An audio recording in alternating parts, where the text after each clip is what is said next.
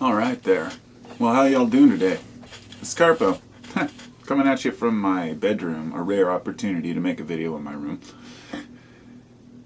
The chaos that ensues doesn't usually allow me to get much privacy or quiet in the house, but anyway, I wanted to touch upon an issue of smoothies. Major important issue in society, I know. But no, really, one of the realizations I had when I was younger was how amazing a smoothie can really be if it's made properly and if it has, the right nutrients you need. Now, everything's based on energy, and sunlight energy is basically what runs us. But the plants use the sun for photosynthesis, and then we consume the plants for the sugars, or the animals that have eaten plants, or animals that have eaten other animals. The point being that it's all root energy. And when you're drinking a smoothie, you can usually tell that if it has an effect or not, if it actually fulfills your hunger, if it keeps you motivated or energized. Many smoothie mixes are just a basic, here's some vitamins, here, take this, and a little bit of flavoring, and it just doesn't cut it. The first time I ever really had a good smoothie was when I was younger. I was about 19 years old. It was back in 1994, I think, and I got really, really sick, and I got the flu really bad. For like a week, I was just out of it. And towards the tail end, I hadn't really eaten anything, and I had my mom pick me up an Odwalla drink, which Odwalla is, they're well known. Back then they were a lot smaller, not a lot of people were drinking Odwalla, like superfood drinks. And she picked me up one and I drank it, and within like a few minutes I was just energized and feeling great. I walked outside for the first time, was able to move around, and it gave me the realization that, wow, that's a power-packed meal in that little bottle. Now, since then, I've always been a fan of superfood, and I began making my own smoothies and whatnot.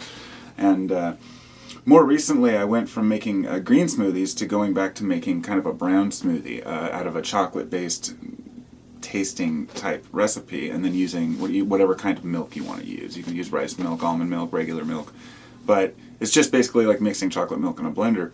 And then I do my additives, which I add many other things: guarana, cordyceps, ashwagandha, and you can adjust the various compounds and the various levels of these herbs to see how well they work.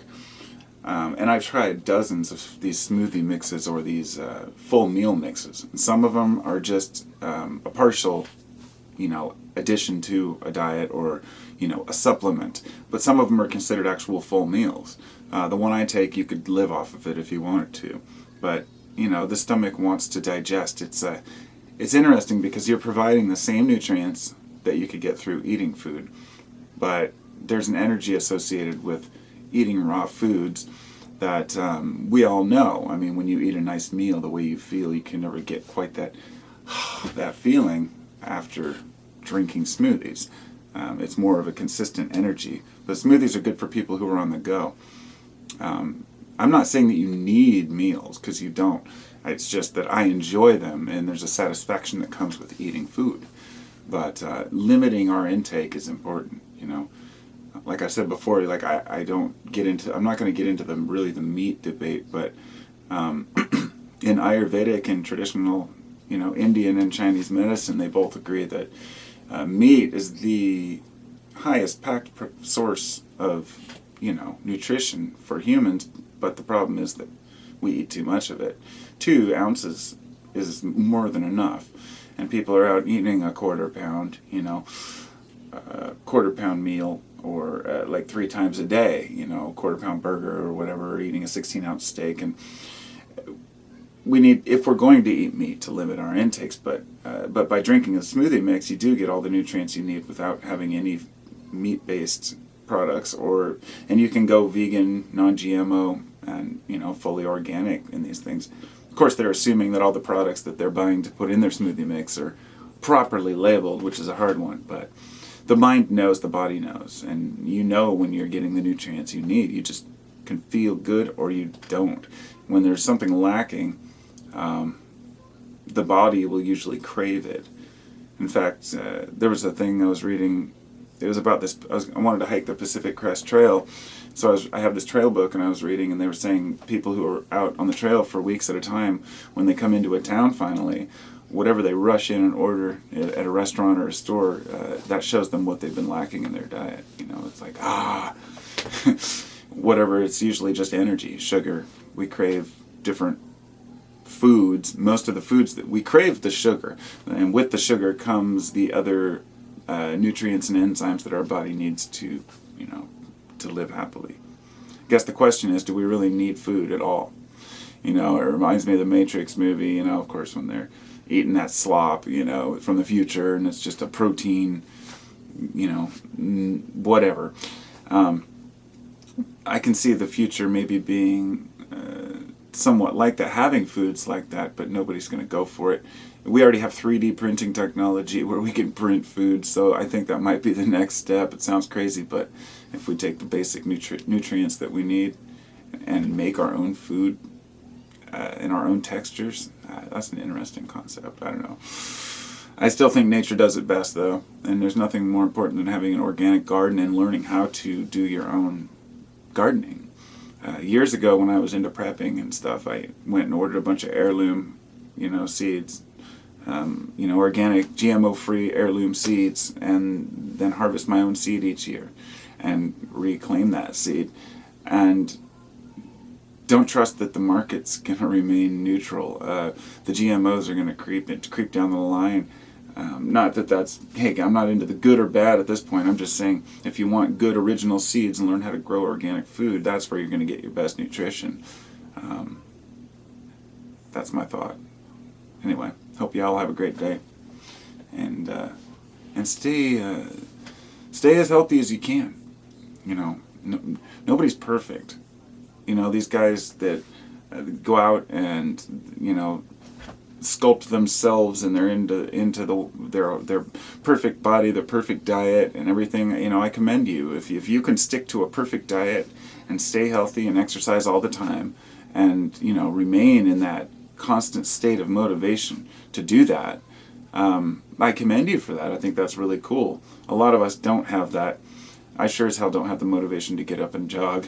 And it's even harder when you have a family. You just get into the routines of life, and going to the gym is not a priority for me. And we did for a while, but I just didn't quite feel that I was getting really much out of it unless I was eating properly. And I'm glad I remembered that, because that was one point I really wanted to make here, was that eating food is important. But another component to this is eating the right foods for the right situations. If you want to have energy, then you have to have the food behind it. You can't just, let's say, take a drug to get energy. This would go with kratom, for those who take kratom. A lot of folks don't want to take kratom on a full stomach. They take it on an empty stomach. But you should eat at least a couple hours before you take anything that you want to take for energy, because it's going to have something to burn. Your body's going to have something to use, sugars to use. And you could live on carbs all day, I guess, but which I've done plenty of times. But if you live on just simple sugars and carbs, your body will crash much faster. Having a residual store of those sugars that can be used throughout the day is much more important than having a quick fix of sugar. I haven't had the lightheadedness that I used to get. Like, let's say, if I worked my ass off all day, you know, I was a carpenter for years, and then I'd get super dizzy and lightheaded, and whoa, and I'd have to eat quick. It's, you know, low blood sugar basically, and you're feeling exhausted, and eat a candy bar really quick and you're fine. I haven't had that in a really long time, because I keep the foods and the proper nutrition, and I'm not no expert. I'm no nutritionalist, and I'm definitely not a biologist. I don't understand all the, you know, how the body works, but there's a lot to it, and we're learning new things every year, and things that we thought we knew end up being a little more complicated. My point is that you've got to learn to read your body. You've got to learn to feel your body and what works. Your body won't let you down as much as it will help you out. In other words, some people would say we have to trust the science behind a product or a particular herb or a food, but really the science involves knowing particular body types, how they react. For example, someone in China might say, hey, milk is just bad for you. Well, most Chinese people are lactose intolerant. But there's a genetic marker, a trait, that allows people to consume milk. So those who are lactose intolerant, it may be disgusting to them. But it may not be so bad for those who have the gene to process the lactose, which is a sugar. And starches are sugars, and everything's sugars. And the more I learn about how the body reacts to different sugars, simple sugars, complex sugars, I see that all these sugars are produced just by light. So that's what they mean by light beings. If you want to break it down, the sun produces energy through the plants. The plants pass that on through the other plants, and